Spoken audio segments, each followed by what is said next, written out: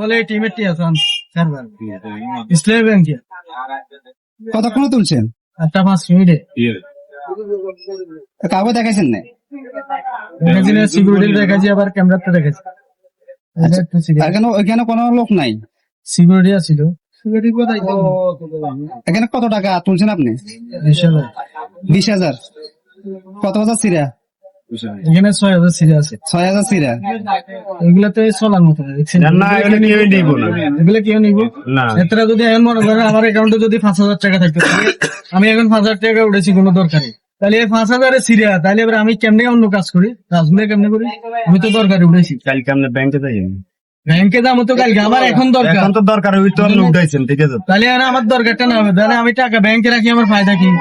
এটা তো একটা বিপদে পড়ছে না এখন। এই টাকাটা তো এখন ইমার্জেন্সি, কালকে তো উঠাইতে পারতে, ইমার্জেন্সির কারণে তো উঠেছে টাকাটা। এখন একটা বিপদে পড়ছে না এখন।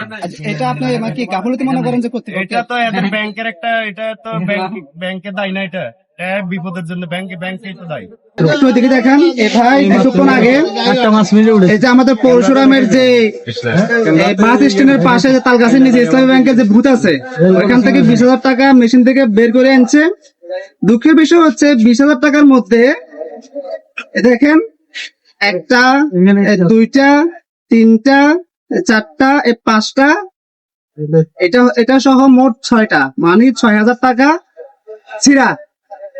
এখন এই যে টাকাটা এই মুহূর্তে ওনার ইমার্জেন্সি দরকার যে কোনো কাজে, শুধু ওনার না, ওনার জায়গায় আমিও থাকতে পারি, অন্যান্য লোকও থাকতে পারে, ইমার্জেন্সি দরকার, বা মা বাবা হাসপাতাল থাকতে পারে, স্ত্রী ডেলিভারি থাকতে পারে, যে কোনো সময় একটা বিপদ ঘটতে পারে।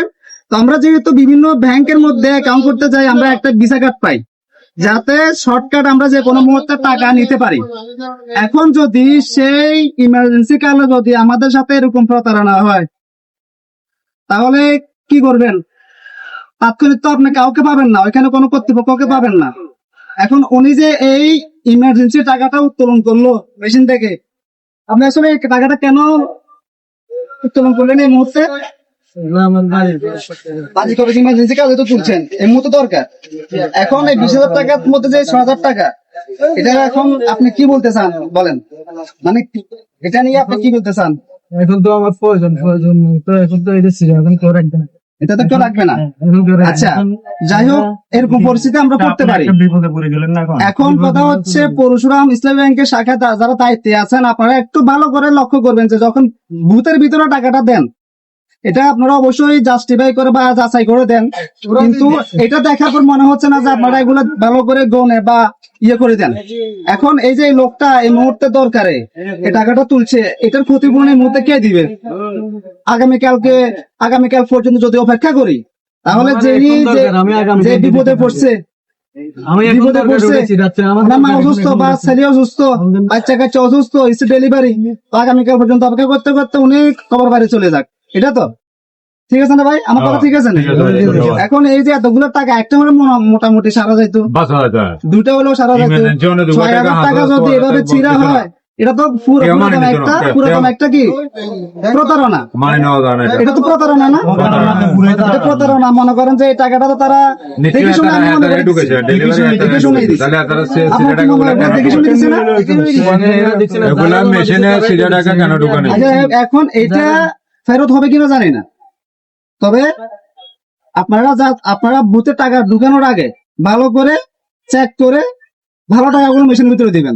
উনি হয়তো নিরালা বাড়ি গিয়ে বসে থাকতো, বা লোক যে কাউকে বলতো না, কার কাছে যাবো এটা ইয়ে করতো না।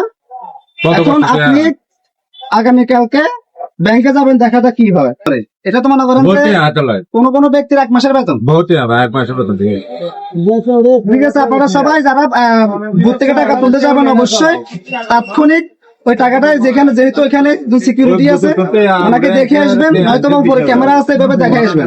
তাহলে পরবর্তীতে কি হবে, আপনি ব্যাংকে গেলে বলবো যে আপনি আগে আসেন না কেন, পরে আসেন না কেন, তাৎক্ষণিক দেখেন না কেন।